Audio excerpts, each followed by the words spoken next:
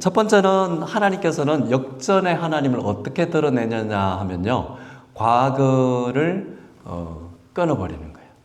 과거의 족쇄 때문에 현재에 오지도 못하고 미래로 나아갈 수 없게 하는 그 이유가 과거의 족쇄.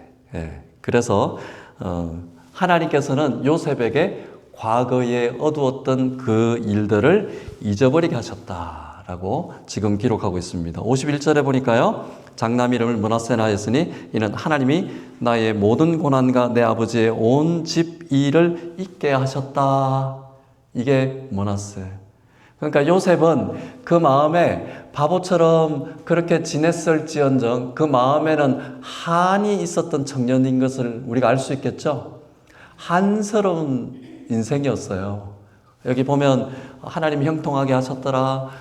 가정 총무가 됐고 감옥을 그 총무 일을 담당하는 그런 전옥의 일을 다 관리했던 그런 자였지만 그 마음에는 한이 있었던 사람이에요. 그래서 과거 때문에 열등감에 시달리거나 트라우마라고 하죠. 그 일 때문에 오늘의 순종을 마비시키는 그런 일들, 그리고 내일의 비전을 가로막는 그런 일들이 얼마나 많겠어요. 그러나 하나님께서는 므낫세에게 주셨던 그 이름 그대로 하나님께서는 요셉의 그 어두웠던 과거를 잊어버리게 하셨다라고 되어 있습니다. 근데 보세요. 여기 보면 히필 동사라는 말이 있어요. 이제 동사의 종류인데 이 말은 무슨 말이냐 하면요. 원인의 제공자를 잘 기억해야 돼요. 잊어버렸다라는 것은 요셉이 의지적으로 잊어버렸다라고 하기보다는 뭐예요? 여기 우리말도 잘 번역이 되는데 잊어버리게 하셨다라고 하셨잖아요. 하나님의 은혜를 받은 자는 과거의 어두운 것들을 나도 모르게 은혜로 덮을 수 있을 만큼 하나님께서 은총을 베푸어 주신다라는 겁니다. 아멘이죠? 과거에 묶여있는 자들은 뭐예요? 은혜의 공급을 못 받는 자들이에요. 메마른 자들이거든요. 근데 하나님 앞에 은혜를 받고 믿음이 생기고 미래의 비전이 생기면요. 과거는 자연스럽게 덮이게 마련입니다. 이게 바로 요셉이 므낫세를 통해서 주는 내용이에요. 그래서 그 인생을 미래로 향하게 하시는 역사를 보여주시는 겁니다. 잊어버린다라는 거예요. 나샤니 엘로힘. 하나님께서 잊어버리게 하셨다라는 거예요. 이어령 교수의 칼럼에 보면 말 속의 말이라는 그 말에 개혁, 인간이 변화가 되려면 변혁이 있어야 된다는 할 때 혁자를 뭘로 썼냐면 가죽혁자를 쓴다라는 거예요. 이 가죽혁자 한문을 보면 가죽을 이렇게 팍 늘어나온 그런 모양을 쓰고 있습니다. 이 가죽을 왜 얘기를 했냐? 하나님께서는 창세기에 보면 아담과 하와가 죄를 지었을 때 나뭇잎으로 가렸거든요. 누가 너를 벗었다고 했느냐, 누가 너를 정죄하느냐 그러잖아요. 그러면서 그 다음 장면이 뭐냐? 하나님께서는 가죽옷을 해 입히셨다. 인류 역사에 가장 최초로 그 사람을 변화시키려고 했던 그 주인공이 누구냐? 하나님이시라는 거예요. 하나님은 그 가죽으로 옷을 해 입혔다라는 거예요. 이 변혁, 개혁, 혁명, 이거 다 가죽을 썼느냐? 가죽에 우리의 가죽을 벗길 만한 이 혁명은 목숨명자잖아요. 그러니까 우리가 그 정도의 그에 준하는 우리가 하나님 앞에 애를 쓰지 않으면 여간에서 우리는 바뀌지 않는다라는 겁니다. 우리 하나님께서 그러한 은혜를 우리에게 주셨기 때문에 과거를 잊어버리게 하신다는, 그러니까 새로운 사람이 나온다는 거. 고린도후서 5장 18절에 17절 18절에 보면 뭐예요? 이전 것은 갔으니 보라 새 것이 되었도다라고 하시는 말씀과 동일한 거예요. 이 요셉은 괜히 새로운 사람이 된 것이 아니에요. 겉으로만 총리가 된 것이 아니라 이 안에서는 하나님께서 세워주신 총리가 됐다는 것을 알 수가 있습니다. 왜 이스라엘 백성들이 광야에서 40년을 헤맸는 줄 아세요? 광야에서 해방된 백성으로 끄집어냈지만 그 마음속에서는 여전히 과거에 묶여 있었잖아요. 애굽에 있을 때 우리가 가마 옆에서 고기 굽고 마늘 먹고 생선 먹고 이집트의 그 상류층들이 먹다 버린 거 그거 먹었으면서 무슨 그게 좋았다고 그때를 회고합니까? 그렇잖아요. 그런데 그게 안 바뀌니까 하나님께서는 빠꾸 시키는 게 몇 년이에요? 40년 아니에요. 그렇죠? 우리가 성전도 중요해요. 가정도 중요해요. 피지컬 빌딩도 중요합니다. 그러나 가장 중요한 것은 뭐예요? 우리 내면 속에 내가 그리스도인으로 그리스도인의 성전을 세우고 있느냐 하는 겁니다. 아멘이죠? 그것이 우선이에요. 하나님께서는 아무리 우리에게 삐까번쩍한 16세기, 17세기 된 아주 큰 성전을 허락하시더라도, 로마 카톨릭이 써다가 버린 그런 성전을 허락하시더라도 우리 마음속에 여전히 초가상간에 집 짓고 그 과거를 떨쳐버리지 못하면 그것은 거기에 줘봐야 아무짝에도 우리가 쓸 수 없는 그런 사람이 된다는 거예요. 하나님께서 므낫세에게 주신, 요셉이 므낫세라고 이름을 붙인 그 이유가 뭐냐 하면 나는 이미 과거에서 벗어난 사람이다라는 것을 선포하고 있다라는 내용입니다. 과거형인 사람, 그렇죠? 교회에서도 그런 종류가 있어요. 맨날 과거 얘기를, 과거에 붙잡힌 사람들은 새로운 비전을 제시할 수가 없기 때문에 그렇습니다. 과거형인 사람은 어떻게 변해야 돼요? 은혜형 사람으로 돼야 돼요. 아멘이에요? 제가 이렇게 교회에서 기도하고 이렇게 교회에서 쉐어링을 하면요, 그래도 하나님께서 이 문을 닫았으니 이 문을 더 열어주시지 않겠습니까? 이렇게 하는 것이 더 은혜형 사람인 것을 믿으시기 바라요. 아멘이죠?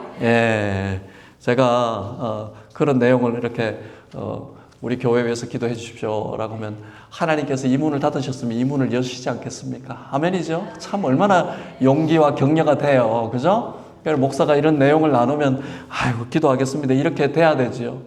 아멘이에요? 그죠?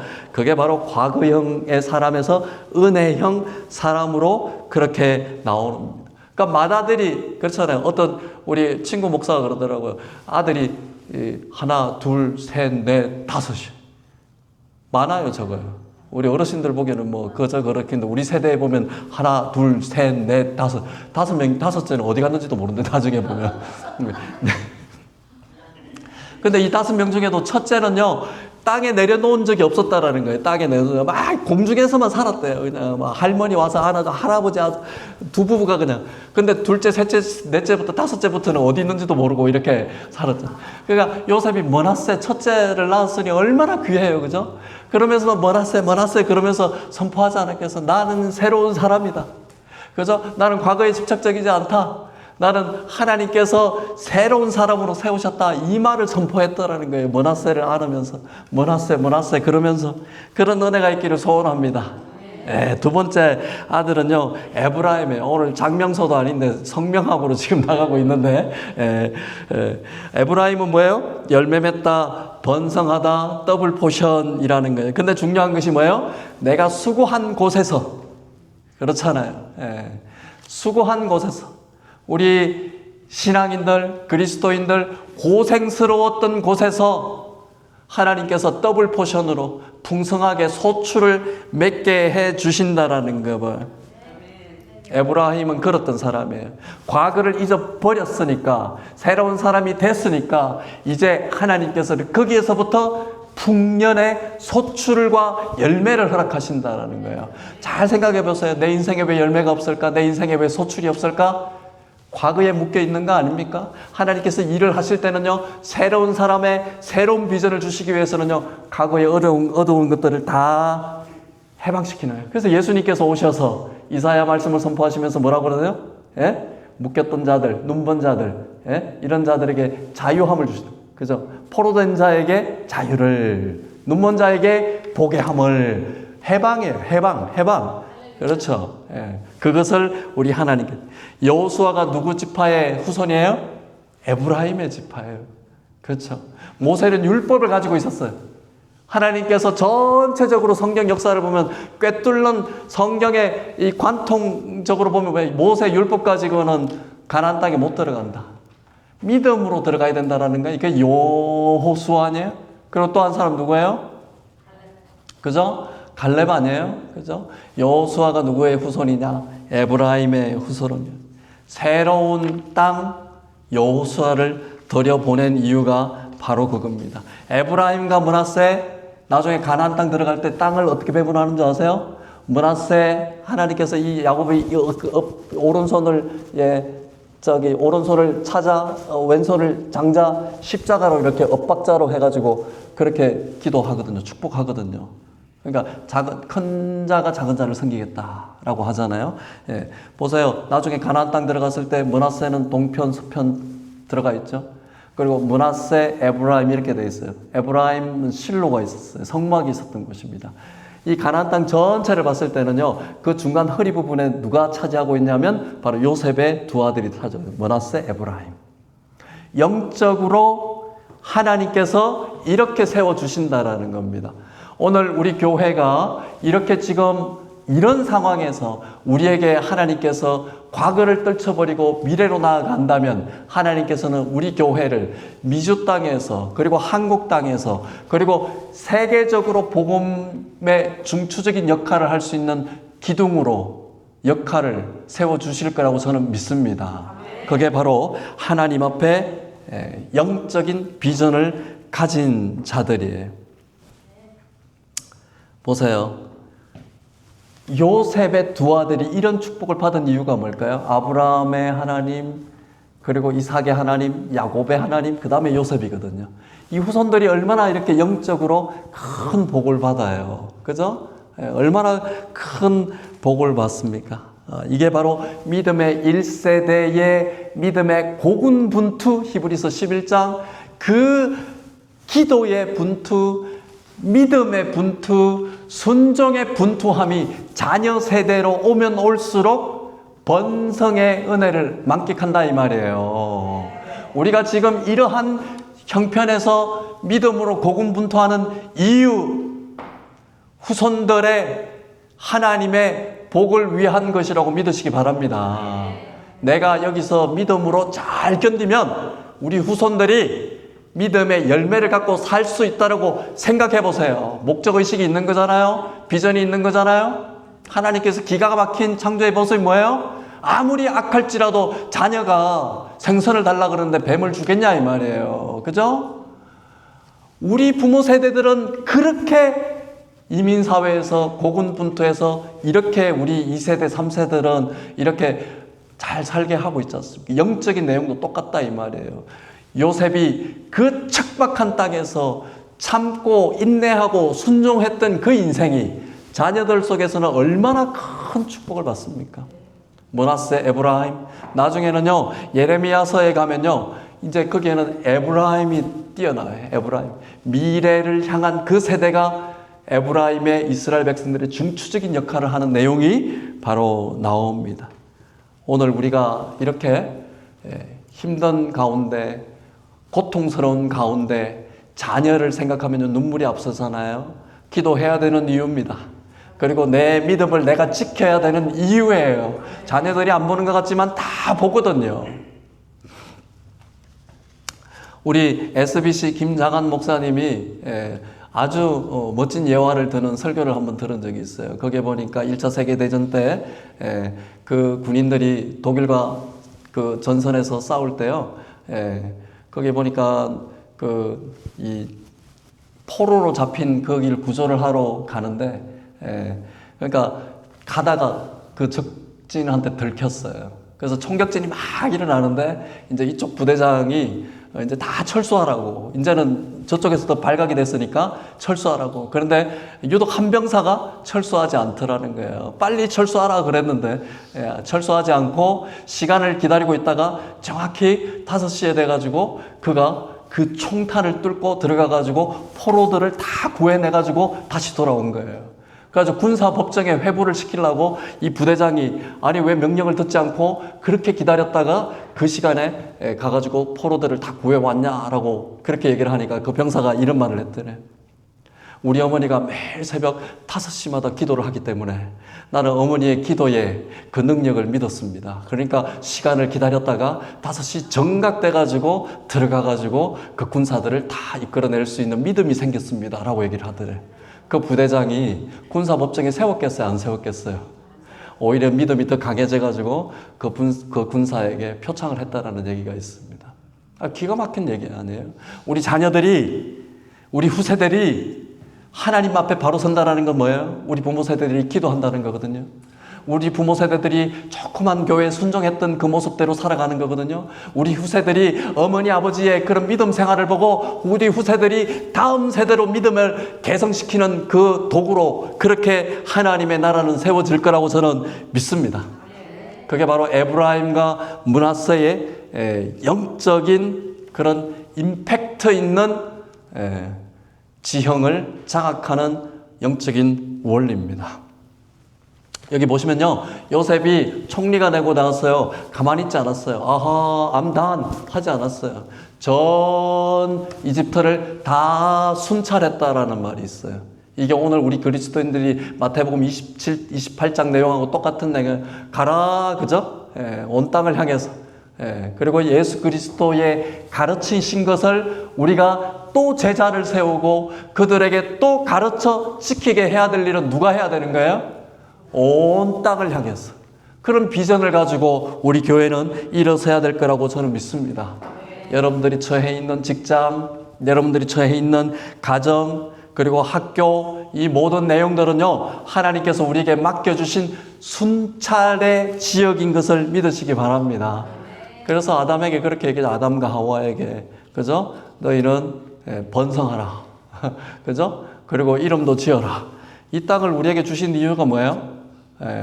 닥치는 대로 잡아먹으라는 얘기가 아니라 우리가 복음으로 하나님 앞에 영적으로 그렇게 세울 수 있는 그런 은혜를 우리에게 관리인으로 정직이로 세워주셨다는 거예요. 하나님께서는 이 아래쪽을 보면요, 풍년, 흉년 그 일을 이제 실행하시는 내용이 나옵니다. 영적 기근에 대비하는 방법이 뭘까요? 바로 말씀으로 우리의 영의 굶주림을 채울 수 있는 은혜가 되기를 소원합니다. 말씀은요, 30년 전에 내가 은혜 받았을 때 한번 보고 마는 것이 아니에요. 말씀은 언제 봐야 돼요? 매일매일 봐야 됩니다. 기도는 또 언제 해야 돼요? 매일매일 해야 되는 거예요. 아멘이에요? 자녀들을 위해서도 마찬가지예요. 남편을 위해서도 마찬가지입니다. 아내를 위해서도 마찬가지예요. 매일매일 그렇게 기도를 해야 되고 말씀으로 충만해야 되고 영적으로 훈련을 해야지 우리가 바로 설 수가 있는 거예요. 이게 하나님께서 실행하시는 것을 보여주는 거예요. 이제 흉년도 들게 하시고 이제 풍년도 먼저 들게 하시고 흉년도 들게 하시고. 순찰할 때 뭐 했겠어요, 요셉이? 조세 정리도 해서 조세 시스템, 그리고 창고, 지정소 이런 각 시리 거점 지역에 다 가가지고 본인이 그렇게 제도를 정비했을 거 아니에요. 바로의 그런 명을 따라서. 얼마나 대단한 내용입니까? 우리는 우리의 영적인 최고 주군이 누구예요? The Lord, 하나님이잖아, 하나님. 하나님의 일을 통해서 우리가 전권대사로 이 땅에 순찰을 해야 돼요. 복음을 가지고. 그리고 복음의 전도의 능력을 가지고 우리가 앞으로 나가야 되는 겁니다. 아모스 8장 11절에 보면 이런 말이에요. 보라, 날이 이르르니. 지금 우리에게 주시는 말씀 같아요. 내가 기근을 보내되 양식이 아니라 여호와의 말씀을 듣지 못한 기갈이라. 성경이 말하는 기갈은요, 무슨 얘기냐 하면요, 말씀을 듣지 못한 기갈이래요. 말씀을 듣지 못하면 기갈입니다. 30년 전에 들었던 말씀이 아니에요. 지금 내가 듣고 있는 말씀이냐 이 말이에요. 40년 동안 이스라엘 백성들에게 주신 양식이 뭐예요? 매일 주신 만나예요. 그죠? 예수님께서 오셔가지고 그것을 어떻게 오버컴해요? 광야에서 그 만나를 먹은 자들은 다 죽었다 그러잖아요. 그런데 내 말씀 듣는 자는 살아나리라는 영생의 말씀을 듣는 자는 살아나리라. 그죠? 죽어도 살겠고 무릇 살아서 믿는 자는 영원히 죽지 아니하리라. 이것이 바로 하나님의 말씀의 능력입니다. 내 영이 왜 이렇게 기갈이 있을까요? 말씀의 말씀. 말씀을 못 듣게 하는 것은 뭐예요? 말씀을 못 듣게 하는 건 사단이에요. 말씀을 못 듣게 하는 많은 환경적인 요소들을 기가 막히게 박아놨어요. 사단입니다. 사단, 다 안다라고 하는 그 교만의 작동 방식을 멈추셔야 됩니다. 내가 다 들어봤다라고 하는 그러한 하나님 앞에 반역적인 자세를 다 멈춰야 돼요. 내가 다 해봤다라고 하는 그런 불순종의 영이 강하게 자리 잡는 내 안에 신앙을 다 갈아엎어야 돼요. 그것이 하나님이 원하시는 거거든요. 요셉은요, 4대째 어마어마한 그런 믿음의 명문 가정이에요. 그럼에도 불구하고 그 말씀을 진짜 네 삶에서 한번 할아버지, 정조할아버지, 아버지의 말씀을 네 삶에 한번 해볼 수 있겠느냐라고 하나님께서 도전을 주셨을 거라고 저는 생각해요. 저도 마찬가지입니다. 이 목사야, 그 말씀만 자꾸 전하지 말고 정말 그 말씀이 맞는지 안 맞는지 네 인생에 한번 그 말씀 가지고 한번 살아볼 거냐라고 도전을 주시는 것 같아요. 그래서 하나님께서 나를 천국 문턱에까지도 그리고 사모를 그렇게까지도 잡아눕히는 것, 하나님께서 말씀으로 정말 이 땅에 한번 살아갈 수 있는지 없는지 한번 해볼래라고 저는 도전을 주시는 것 같아요. 제가 어떻게 받겠어요 그걸? 하나님, 제가 아멘으로 받겠습니다. 그렇게 얘기해요.